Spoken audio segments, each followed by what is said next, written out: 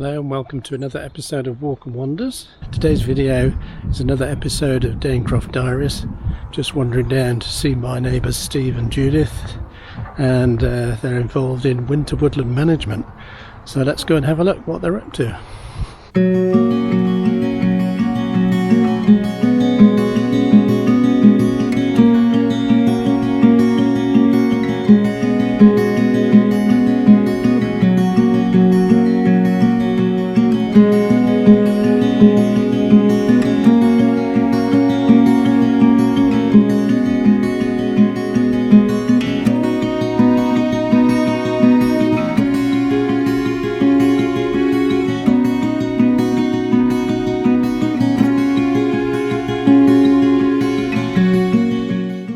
If this is your first time on this channel, don't forget to hit the red subscribe button and click the little bell icon to get notifications of new videos.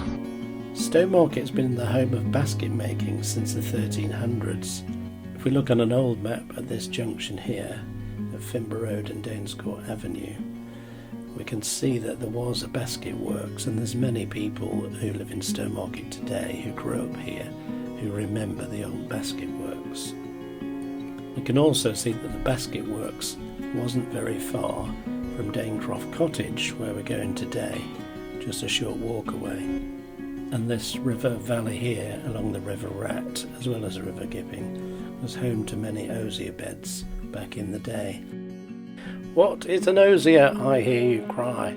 Well, as I learned, an osier refers to the willows. The osier beds are where they grew the willows, mainly in damp lands, and they use the withy stems, the willow stems, to make baskets. And this explains why Steve and Judith have got so many willow trees still on their land, and today they're still going to trim the withy stems off the willow trees. The earliest known basket maker in England was reckoned to be Johannes Hu of Stowmarket. He was practicing his craft in the town around the year 1381, and his family was said to have settled in this county before the Norman conquest. Along with the production of hops and malt, basket making was one of the biggest industries in the olden days of Stowmarket. This old photograph shows the rod breakers from a basket works in Stowmarket.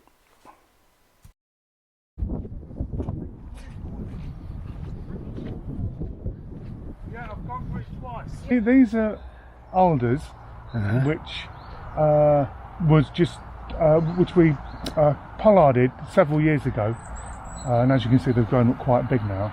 And there were just standard trees like them over there, quite tall, so now there's shot up multiple trunks. So what I need to do is drop them, because Judith wants these for posts for a little project over there. But before I do that, I need to clear all this scrub out, because once they get dropped, it's going to be quite difficult to extract them out, to just get all tangled up. And I need it all clear around me, around my feet for safety reasons. Take them out. It's just saplings that's grown up. Sort of little older saplings there. This is that's a willow. That is, that's just shot up. Again, that's just 12 months growth on them. Okay. On the willows. And then we use the timber just to make hurdles like that. The brash hurdles. Just good for wildlife. And that's what we've been doing. We've got that to do yet in there, see over there. Oh yeah. Where all the Norfolk reed is. Yeah. So that will be done as soon as the alders. As soon as you've done those.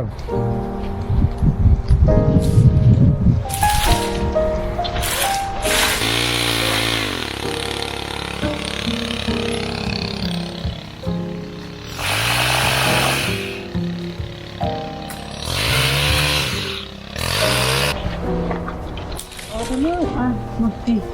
Well, we could always count the rings. Yeah.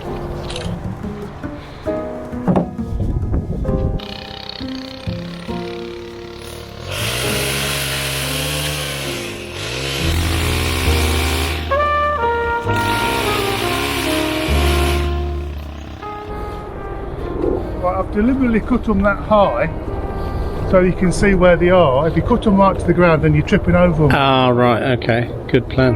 And then they'll just, when they'll start to grow, they'll just start to come up from there. go like that, yeah.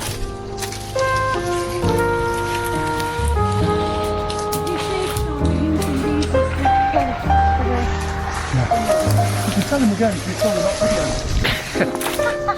Was it?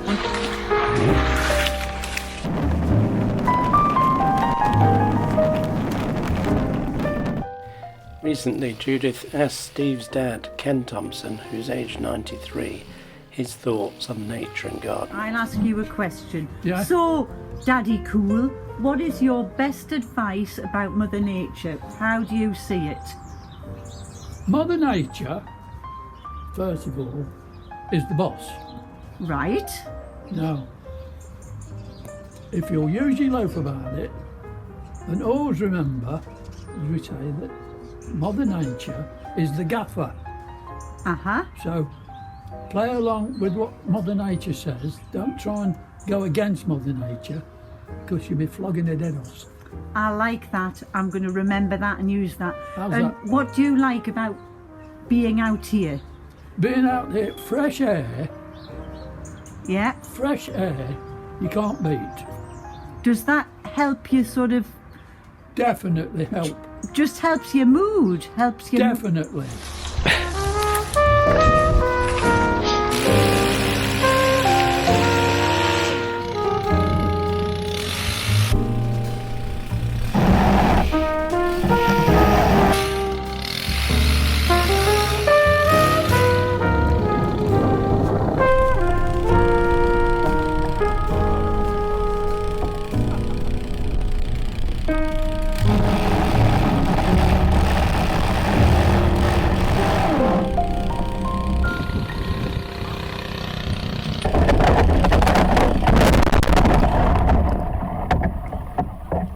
them onto warmth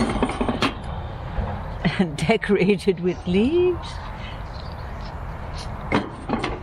Our friend Anne used to visit us regularly, and she wrote a poem once when she was here, and I'd like to read it to you. Stack the brash and let it lie. Let the creatures make a home. Stack the logs and let them dry. Bring them home, burn them high. Hear the fox and muntjac cry. Herd the hens and herd the ducks. Drive them home, safe from harm. Let them lie. Watch the marsh tit fly. Hear the wind sigh. Let the light die. We are warm, we are home. Anne was the most inspiring friend. She was absolutely great fun. She was an inspiring mother, wife, teacher, photographer and poet. We miss her dearly. Anne died approximately 4 years ago, but we love to remember her laughter when we're doing this job.